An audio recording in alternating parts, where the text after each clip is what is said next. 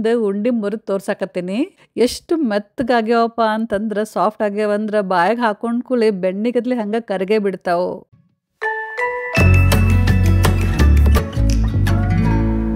ಪಾಕ ಮಾಡ್ಲಾರ್ದ ಅಗದಿ ಸರಳ ವಿಧಾನದಾಗ 1 kg ಗೋಧಿ ಉಂಡೆ ಮಾಡಕತ್ತೀನಿ. ಒಬ್ರಿಗೆ ಕೊಡಬೇಕಾಗಿತ್ತು.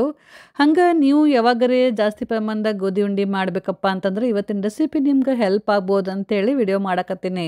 ಅಗದಿ ಕರೆಕ್ಟ್ ಅಳತಿ ಮತ್ತು ಟಿಪ್ಸ್ ಸಮೇತ ಎಲ್ಲ ವಿವರವಾಗಿ ಹೇಳಕತ್ತೀನಿ ರೀ. ಸೊ ವಿಡಿಯೋನ ಸ್ವಲ್ಪನೂ ಸ್ಕಿಪ್ ಮಾಡ್ಲಾರ್ದ ಪೂರ್ತಿ ನೋಡ್ರಿ.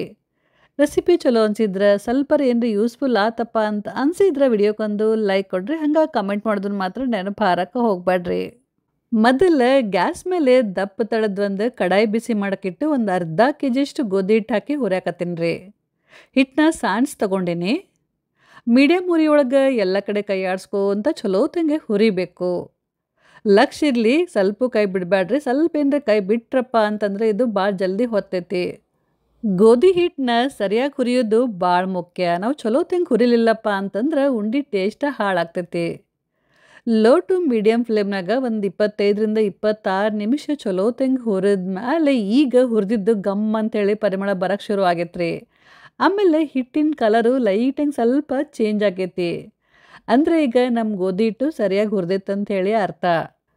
ಗ್ಯಾಸ್ನ ಬಂದ್ ಮಾಡಿ 1-2 ನಿಮಿಷ ಹಂಗೆ ಕೈ ಆಡಿಸ್ಕೊಂತಿರ್ತೀನಿ ರೀ. ಯಾಕಂದ್ರೆ ಕಡಾಯಿ ಇನ್ನೂ ಭಾಳ ಬಿಸಿ ಐತಿ, ಹಿಟ್ಟು ಹೊತ್ಬೋದು. ಆಮೇಲೆ ಇದನ್ನು ಒಂದು ಬುಟ್ಟಾಗ ತೆಗೆದು ಅಗಲಂಗೆ ಹರಡಿ ತಣ್ಣಗಾಗೋ ತನಕ ಬಿಡ್ತೀನಿ. ಮತ್ತು ಅದೇ ಕಡಾಯಿನ ಬಿಸಿ ಮಾಡೋಕ್ಕಿಟ್ಟು 1 ಕಪ್ಪಷ್ಟು ತುಪ್ಪ ಹಾಕಿದ್ದೆ ರೀ.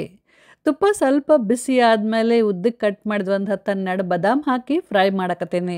ಬಾದಾಮ್ ಒಂದು ಅರ್ಧ ಫ್ರೈ ಆದಮೇಲೆ ಸಣ್ಣಗೆ ಕಟ್ ಮಾಡಿದ ಒಂದು 10-12 ಗೋಡಂಬಿ ಹಾಕಿ ಇವನು ಒಂದು 5-10 ಸೆಕೆಂಡು ಫ್ರೈ ಮಾಡಿದ್ದಾರೆ. ಆಮೇಲೆ ಕಪ್ಪು ಒಣ ದ್ರಾಕ್ಷಿ ಹಾಕಿ ಫ್ರೈ ಮಾಡಕತ್ತೀನಿ.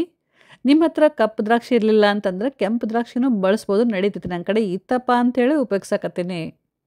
ಆಮೇಲೆ ಡ್ರೈ ಫ್ರೂಟ್ಸು ಆಪ್ಷನಲ್ಲು, ಬೇಡ ಅಂತಂದ್ರೆ ಸ್ಕಿಪ್ ಮಾಡ್ಬೋದು, ಹಾಕಲಿಲ್ಲ ಅಂದ್ರೆ ನಡೀತೈತಿ. ಹಂಗಾನು ಉಂಡೆ ಚಲೋ ಆಗ್ತಾವೆ. ಎಲ್ಲ ಚಲೋ ತಂಗೆ ಫ್ರೈ ಮಾಡಿದ್ಮೇಲೆ ಡ್ರೈ ಫ್ರೂಟ್ಸ್ನ ಒಂದು ಪ್ಲೇಟ್ನ ತೆಗೆದು ಸೈಡಿಗೆ ಎತ್ತಿಟ್ಟೆ ರೀ. ಈಗ ಗ್ಯಾಸ್ನ ಬಂದ್ ಮಾಡಿ ಈ ತುಪ್ಪನ ಹಿಂಗೆ ಇದ ಕಡಾಯಿ ಒಳಗೆ ಬಿಡ್ತೀನಿ. ಇದು ಸ್ವಲ್ಪ ತಣ್ಣಗಾಗಬೇಕು. ಈಗ ನಾನು ಉಂಡಿಗೆ ಹಾಕಕ್ಕೆ ಸಕ್ಕರೆ ಪುಡಿ ಮಾಡ್ಕೊಂಡು ಬಂದೆ ರೀ. ಅರ್ಧ kg ಐತಿದು ಸಕ್ಕರೆ ಪುಡಿ. ಉಂಡೆ ಮಾಡೋ ಮುಂದೆ ಅವಾಗ ಫ್ರೆಶ್ ಸಕ್ಕರೆ ಪುಡಿ ಮಾಡಿ ಬಳಸ್ರಿ. ಮೊದಲೇ ಮಾಡಿಟ್ಟು ಸಕ್ಕರೆ ಪುಡಿ ಇತ್ತಪ್ಪ ಅಂತಂದ್ರೆ ಅದನ್ನು ಉಪಯೋಗಿಸಕ್ಕೆ ಹೋಗ್ಬೇಡ್ರಿ, ಉಂಡೆ ಚಲೋ ಆಗೋದಿಲ್ಲ. ಒಂದು ಪರಾತ್ ತಗೊಂಡಿದ್ರಾಗ ಹುರಿದಿದ್ದು ಗೋಧಿ ಹಿಟ್ಟು ಹಾಕಕತ್ತೀನಿ ರೀ. ಕಪ್ಲೆ ಅಳತೆ ಮಾಡಿ ಹಾಕಕತ್ತೀನಿ. ಟೋಟಲಿ 4 ಕಪ್ಪಷ್ಟು ಐತ್ರಿ ಇದು ಹಿಟ್ಟು. ಅಂದ್ರೆ 3.5 ಕಪ್ಗಿಂತ ಸ್ವಲ್ಪ ಜಾಸ್ತಿ ಐತಿ. ಈಗ ಇದ್ರಾಗ ಸಕ್ಕರೆ ಪುಡಿ ಹಾಕಕತ್ತೀನಿ ರೀ. ಅದ ಕಪ್ಲೆ ಅಳತೆ ಮಾಡಿ ಹಾಕಕತ್ತೀನಿ. ಲಕ್ಷ ಇರಲಿ, ಹಿಟ್ಟು ಪೂರ್ತಿ ತಣ್ಣಗಾದ್ಮೇಲೆ ನಾವು ಸಕ್ಕರೆ ಪುಡಿ ಹಾಕಬೇಕು. ಸಕ್ಕರೆ ಮತ್ತು ಹಿಟ್ಟನ್ನ ಚಲೋ ತಂಗೆ ಮಿಕ್ಸ್ ಮಾಡಬೇಕು. ಗೋಧಿ ಹಿಟ್ಟು ಮತ್ತು ಸಕ್ಕರೆ ಪುಡಿ ಎರಡು ಸಮ ತಗೋಬೇಕು. ನೀವೇನ್ರೆ ಸಿಹಿ ಕಮ್ಮಿ ತಿಂತಿದ್ರಪ್ಪ ಅಂತಂದ್ರೆ ಸ್ವಲ್ಪ ಕಡಿಮೆ ಹಾಕೋರಿ, ಸಕ್ಕರೆ ಪುಡಿ ನಡಿತೈತಿ. ಆದ್ರೆ ತೀರಾ ಕಡಿಮೆ ಹಾಕಕ್ಕೆ ಹೋಗ್ಬೇಡ್ರಿ, ಉಂಡೆ ರುಚಿ ಆಗೋದಿಲ್ಲ. ಆಮೇಲೆ ಹಿಟ್ಟು ತಿಂದಂಗೆ ಅಂತ ಅನ್ಸುತ್ತೆ. ಸಕ್ಕರೆ ಬದಲಿ ಬೇಕಂದ್ರೆ ನೀವು ಬೆಲ್ಲನೂ ಬಳಸ್ಬೋದು. ಬೆಲ್ಲ ಹಾಕಿ ಮಾಡಿದ ಗೋಧಿ ಉಂಡೆ ರೆಸಿಪಿನ ಆಲ್ರೆಡಿ ಶೇರ್ ಮಾಡೀನಿ. ಲಿಂಕು ಡಿಸ್ಕ್ರಿಪ್ಷನ್ ಬಾಕ್ಸ್ನಾಗ ಐತಿ, ಚೆಕ್ ಮಾಡಿರಿ. ಈ ಉಂಡಿನ ನಾನು ಯಾರಿಗೆ ಕೊಡಕತ್ತೀನಲ್ರಿ ಅವ್ರ ಮಕ್ಕಳಿಗೆ ಬೆಲ್ಲದ ಉಂಡೆ ಲೈಕ್ ಆಗೋದಿಲ್ಲ ಅಂತ, ಹಾಗಾಗಿ ನಾನು ಸಕ್ಕರೆ ಹಾಕಿ ಗೋಧಿ ಉಂಡೆ ಮಾಡಕತ್ತೀನಿ. ನೀವು ಕಡಿಮೆ ಪ್ರಮಾಣದಾಗ ಗೋಧಿ ಉಂಡೆ ಮಾಡಕತ್ತಿದ್ರಪ್ಪ ಅಂತಂದ್ರೆ 1 ಕಪ್ಪಷ್ಟು ಗೋಧಿ ಹಿಟ್ಟು ಏನಾರ ತಗೊಂಡ್ರಪ್ಪ ಅಂತಂದ್ರೆ ಅದಕ್ಕೆ ಅರ್ಧ ಕಪ್ಪಷ್ಟು, ಇಲ್ಲ ಅಂತಂದ್ರೆ 3/4 ಕಪ್ಪಷ್ಟು ಸಕ್ಕರೆ ಪುಡಿನ ಬಳಸ್ಬೋದು. ಈಗ ಇದ್ರಾಗ 1 ಟೀ ಸ್ಪೂನಷ್ಟು ಏಲಕ್ಕಿ ಪುಡಿ ಹಾಕಿ ಮಿಕ್ಸ್ ಮಾಡಿದ್ದಾರೆ. ಈ ಹಿಟ್ಟನ್ನ ನಾನು ಮಿಕ್ಸಿ ಮಾಡ್ಕೊಳಕತ್ತೀನಿ. ಒಂದು 10-15 ಸೆಕೆಂಡ್ ಜಸ್ಟ್ ಮಿಕ್ಸಿನ ರನ್ ಮಾಡಿದ್ರೆ ಸಾಕು. ಸಕ್ಕರೆ ಪುಡಿ ಮತ್ತು ಗೋಧಿ ಹಿಟ್ಟು ಏಲಕ್ಕಿ ಎಲ್ಲ ಚಲೋ ತಂಗಿ ಹೊಂದ್ಕೋಬೇಕು. ಯಾಕಂದ್ರೆ ನಾವು ಕೈಲಿ ಅಷ್ಟು ಚಲೋ ತಂಗಿ ಮಿಕ್ಸ್ ಮಾಡಿದ್ರೆ ಅವು ಸರಿಯಾಗಿ ಹೊಂದ್ಕೊಳ್ದಿಲ್ಲ. ಹಾಗಾಗಿ ಸ್ವಲ್ಪ ಹೊತ್ತು ಇವನ್ನ ಮಿಕ್ಸಿ ಮಾಡಬೇಕಾಗ್ತೈತಿ. ಗೋಧಿ ಹಿಟ್ಟು ಮತ್ತು ಸಕ್ಕರೆ ಪುಡಿನ ಮಿಕ್ಸ್ ಮಾಡಿ ಇದನ್ನು ನೀವು 1 ತಿಂಗಳ ತನಕ ಏಟ ಡಬ್ಬ್ಯಾಗ, ಇಲ್ಲ ಅಂತಂದ್ರೆ ಒಂದು 3 ತಿಂಗಳ ತನಕ ಫ್ರಿಜ್ನಾಗ ಸ್ಟೋರ್ ಮಾಡಿ ಇಟ್ಕೋಬೋದು. ನಿಮ್ಗೆ ಬೇಕಾದಾಗ ಫಟಾಫಟ್ ಅಂತ ಗೋಧಿ ಉಂಡೆನ ಮಾಡ್ಕೋಬೋದು. ಮಿಕ್ಸಿ ಮಾಡ್ಕೊಂಡ್ಮೇಲೆ ಈಗ ಇದ್ರಾಗ ಅರ್ಧ ಹಿಟ್ಟನ್ನ ನಾನು ಪರಾತ್ನ ಹಾಕ್ಕೊಂಡಾರಿ, ಇನ್ನು ಅರ್ಧ ಹಿಟ್ಟನ್ನ ಸೈಡಿಗೆ ಎತ್ತಿಟ್ಟೆ. ಇದ್ರಾಗ ಫ್ರೈ ಮಾಡಿದ ಡ್ರೈ ಫ್ರೂಟ್ಸ್ ಇದ್ದವಲ್ರಿ ಅವನ್ನೂ ಅರ್ಧ ಹಾಕ್ಕೊಂಡು ಮಿಕ್ಸ್ ಮಾಡಕತ್ತೀನಿ. ಮೊದಲು ಇಷ್ಟು ಹಿಟ್ಟಲೆ ಉಂಡೆ ಕಟ್ತೀನಿ.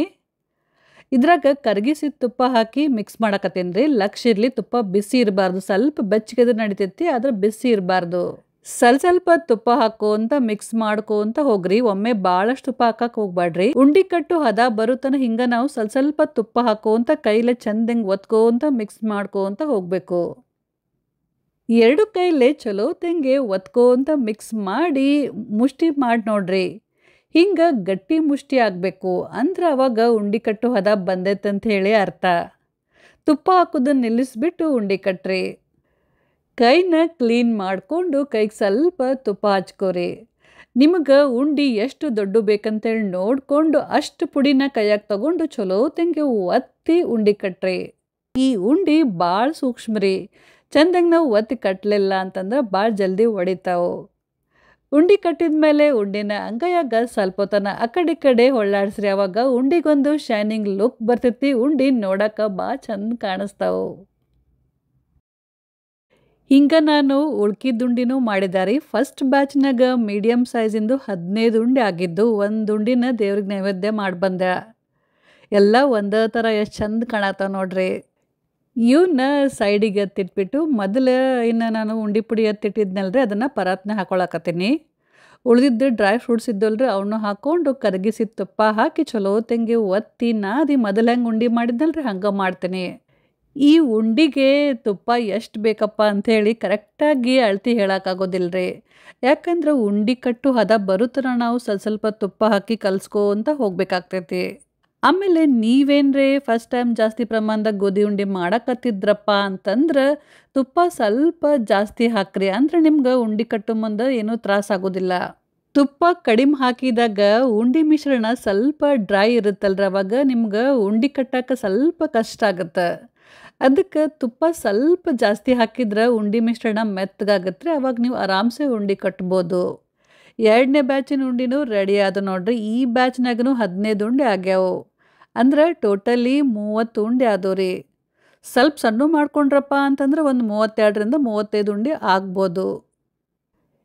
ಎಲ್ಲ ಉಂಡಿಗಳನ್ನ ಮತ್ತೊಂದು ಸಲ ನಾನು ಒತ್ತಿ ಸರಿ ಮಾಡಕತ್ತೀನಿ ರೀ. ಕೆಲವೊಂದು ಸಲ ಇವು ಅವಸರದಾಗ ಕಟ್ಟು ಮುಂದೆ ಶೇಪ್ ಕೆಟ್ಟಿರ್ತಾವಲ್ರಿ, ಅವನ್ನ ಮತ್ತೆ ನಾವು ಲಾಸ್ಟಿಗೆ ಸರಿ ಮಾಡ್ಕೋಬೇಕು.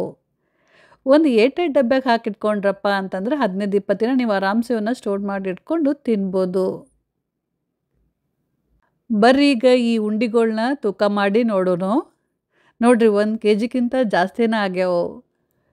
ನೆಕ್ಸ್ಟ್ ಈಗ ಒಂದು ಉಂಡಿ ಮುರಿದು ತೋರ್ಸಕತ್ತೀನಿ. ಎಷ್ಟು ಮೆತ್ತಗಾಗ್ಯಾವಪ್ಪ ಅಂತಂದ್ರೆ ಸಾಫ್ಟ್ ಆಗ್ಯಾವಂದ್ರೆ ಬಾಯಿಗೆ ಹಾಕೊಂಡು ಕೂಳೆ ಬೆಣ್ಣೆಗದ್ಲೆ ಹಂಗೆ ಕರಗೇ ಬಿಡ್ತಾವು.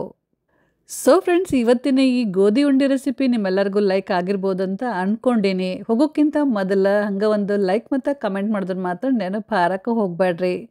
ಇಷ್ಟೊತ್ತು ಇಲ್ಲಿ ಥರ ನಮ್ಮ ವಿಡಿಯೋ ನೋಡಿದ್ದಕ್ಕೆ ನಿಮ್ಮೆಲ್ಲರಿಗೂ ಹೃದಯಪೂರ್ವಕ ಧನ್ಯವಾದಗಳು. Thank you.